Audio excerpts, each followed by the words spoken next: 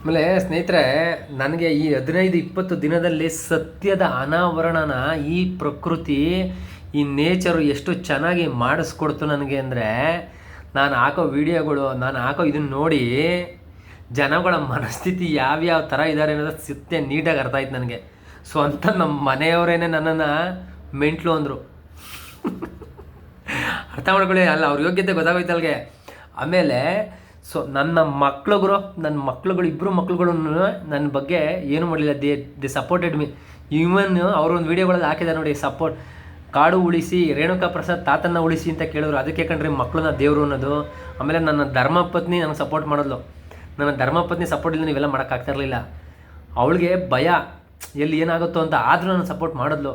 She is a biggest support ನನ್ನ ಧರ್ಮಪತ್ನಿ. ಸ್ವಂತ ನಮ್ಮ ಅಪ್ಪ ಅಮ್ಮ ನನ್ನ ಮೆಂಟ್ಲು ಅಂದರು. ಆಯಿತಾ? ಅದಕ್ಕೆ ಹೇಳೋದು, ನಮ್ಮ ಭಾರತದ ಪರಂಪರೆಯಲ್ಲಿ ಹೆಂಡತಿಗೆ ಯಾಕೆ ಆ ಸ್ಥಾನ ಕೊಟ್ಟಿದ್ದಾರೆ ಅಂದರೆ ಅರ್ಧ ಅಂಗಿ ಇದಕ್ಕೆ ತಿಳ್ಕೊಳ್ಳಿ.